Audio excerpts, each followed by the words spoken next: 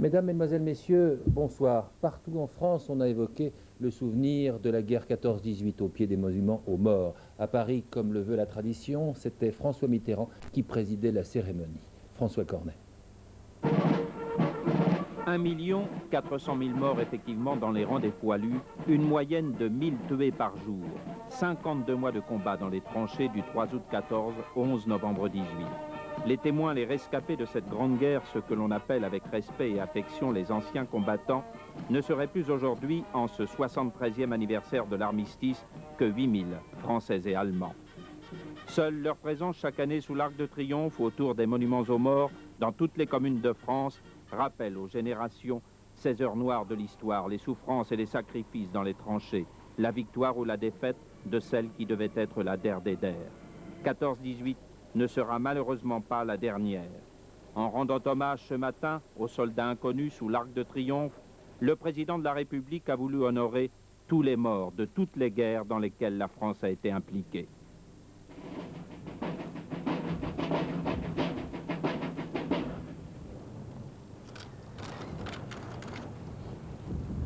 Comme le veut la tradition, le chef de l'État, en présence du Premier ministre et du ministre de la Défense, a remis la Légion d'honneur à 3 poilus et une infirmière de 14-18.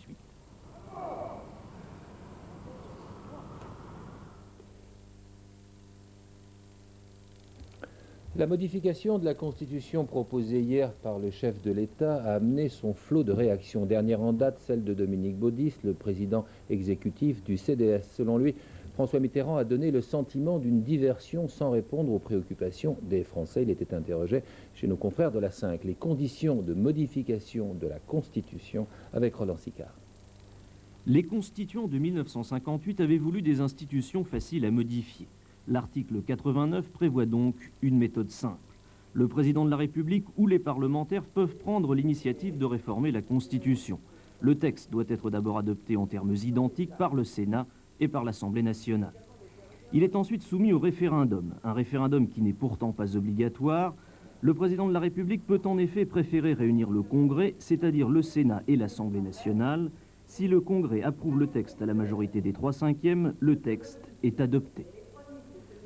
Pourtant, la réforme la plus importante n'a pas été acquise en suivant cette procédure. Pour faire passer l'élection du président de la République au suffrage universel, le général de Gaulle, qui devait contourner l'opposition du Sénat, avait eu recours à l'article 11, c'était en 1962. Un article qui prévoit que le président de la République peut soumettre au référendum tout projet de loi portant sur l'organisation des pouvoirs publics. Une méthode que l'opposition d'alors avait condamnée, elle avait parlé de coup d'État. Sur Antenne 2, Édouard Balladur a répondu au président de la République. S'il faut faire quelque chose, a-t-il dit, il faudrait le faire dès le début de l'année prochaine.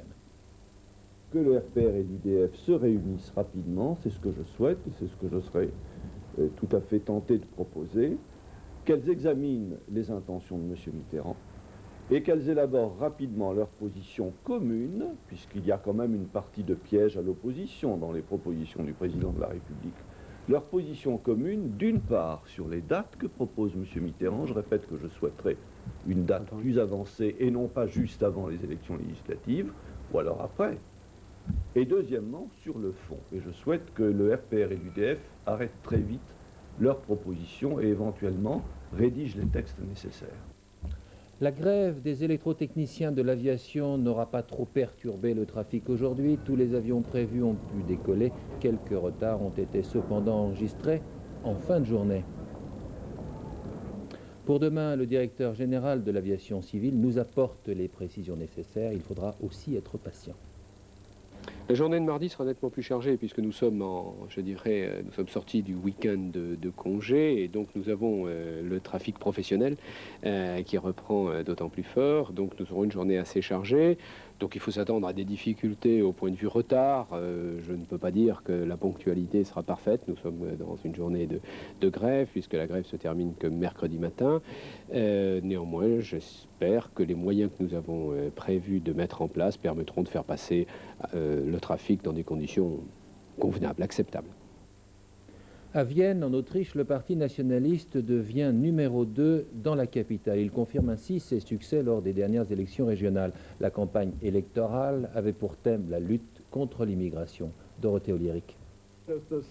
Vienne doit rester la patrie des Viennois. C'est avec un slogan comme celui-là que Jörg Haider, le leader du Parti libéral autrichien, est devenu la deuxième force politique du pays avec 22,6% des voix, juste derrière le Parti social-démocrate. Le Parti libéral incarne la droite nationaliste et a basé sa campagne électorale sur la xénophobie, revendiquant l'arrêt de l'immigration. Les conservateurs du Parti du peuple ont connu une nouvelle débâcle avec 18% des voix, alors que les Verts entrent pour la première fois à la diète avec plus de 9% des suffrages. Mais cette journée restera bien marquée par la spectaculaire ascension de Jörg Haider, qui a réclamé aujourd'hui des élections législatives anticipées pour l'an prochain, confiant de poursuivre sa lancée dans tout le pays. Sachez aussi que le centre islamique de Vienne, en Autriche toujours, a été badigeonné de croix gammées ainsi que plusieurs véhicules sur lesquels on pouvait lire « Étrangers dehors ». Boris Yeltsin a connu aujourd'hui un revers après avoir décrété l'état d'urgence dans la République de Tchétchénie-Ingouchie. Les députés russes annulent cette décision à une large majorité. Cette décision est annulée à 177 voix contre 4 seulement et une quinzaine d'abstentions. L'armée fédérale yougoslave, qui a lancé depuis 3 jours une attaque sur Dubrovnik, semble vouloir aboutir dans les meilleurs délais. L'artillerie lourde est épaulée par la marine de guerre. Pour la première fois, le centre de la ville, le centre historique, a été touché. Les observateurs de la CE vont tenter de quitter dès qu'ils le pourront la ville où leur sécurité n'est plus assurée. Il semble aujourd'hui que l'armée fédérale ait juré de faire tomber dans les heures qui viennent les villes symboles de Dubrovnik et aussi de Vukovar. Belgrade a décidé également que l'état de guerre et la mobilisation générale sera décrété, proclamé, si les casques bleus de l'ONU n'interviennent pas en Croatie. L'appel a été lancé par les Serbes au Conseil de sécurité. Au moment où Palestiniens et Israéliens tentent de s'entendre sur un lieu de rencontre, les 4 membres d'un commando infiltré en Israël ont été tués. Compte tenu de l'armement qui a été saisi, l'armée israélienne considère qu'une action terroriste de grande envergure était en préparation. Carlo De Benedetti, qui préside le groupe Olivetti, a décidé de reprendre la direction effective du groupe. Raison invoquée, l'aggravation de la crise dans l'informatique. À Paris, la bourse était fermée pour cause de 11 novembre à Wall Street. La journée ne restera pas dans les annales. Florence Duprat. C'est le calme plat ce soir à Wall Street, dans un marché sans affaires, puisqu'on célébrait aujourd'hui le Veterans Day. L'indice Dow Jones termine pratiquement inchangé sur une toute petite baisse, moins 3,36 à 3042 points. Visiblement, les opérateurs ont profité de ce week-end pour se mettre sur la touche, d'autant plus qu'il manquait d'informations en provenance des marchés obligataires et monétaires, puisque les banques étaient fermées aujourd'hui. Côté monnaie, justement, en Europe, on notait un léger recul du dollar face au Deutsche Mark à 1,6415. Les déclarations d'un membre de la Bundesbank ont relancé les spéculations sur une hausse des taux d'intérêt en Allemagne, ce qui, bien sûr, a favorisé le Deutsche Mark. Toujours en Europe, les différentes places financières manquaient d'entrain. Francfort a à peine bougé, Amsterdam était inchangé, Londres a viré dans le rouge, affecté par la chute du titre British Steel. Voilà demain, tous les marchés financiers, sans exception, seront ouverts et vous pourrez suivre leur évolution sur votre Minitel, bien sûr. L'énergie nucléaire non polluante n'est plus un rêve mais une réalité. Le procédé a été conçu par un Français. Il a permis pendant 2 secondes de faire monter la température à 300 millions de degrés, ce qui a permis de dégager le temps d'une seconde 1,7 MW en tout, et cela sans déchets. Ce n'est malheureusement qu'un début. Patrick Esther.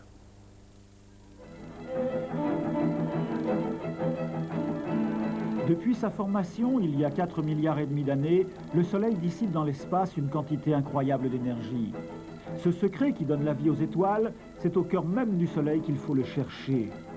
Sous l'effet de la température de 10 millions de degrés et de la terrible pression qui y règne, il se produit des réactions qui transforment chaque seconde des milliers de tonnes d'hydrogène en hélium. C'est la fusion thermonucléaire. Maîtriser ce secret fait partie des rêves des physiciens du monde entier. Ici, à Culham, en Angleterre, les Européens ont bâti le JET, une machine qui doit reproduire sur Terre les réactions du Soleil. C'est probablement la machine la plus complexe jamais imaginée par l'homme, l'une des plus chères aussi. 7 milliards de francs, l'équivalent de 100 000 Renault 5. Mais pour son concepteur, le français Paul-Henri Rebut, Cet investissement est à la hauteur de l'enjeu. La fusion, c'est d'abord une aventure, je crois, de cette fin du siècle, et sans doute du début du siècle suivant. Son but, c'est de produire et de développer une nouvelle source d'énergie. Si on brûle l'ensemble de l'hydrogène lourd qui se trouve dans l'eau de mer, eh bien, un litre d'eau de mer pourrait correspondre, de manière un peu utopique, à 300 litres de pétrole. Une énergie inépuisable. Samedi, l'équipe du JET a gagné son pari. Les techniciens avaient introduit pour la première fois dans la machine du tritium. Ils ont réussi à obtenir un grand dégagement d'énergie, 300 millions de degrés durant près de 2 secondes. Un grand pas vers l'énergie du XXIe siècle, une énergie nucléaire ne produisant plus de déchets radioactifs. Reste maintenant à construire un réacteur prototype géant. Japon, États-Unis sont à genoux devant le français Paul-Henri Rebut. La France, elle, reste très réservée et c'est dommage.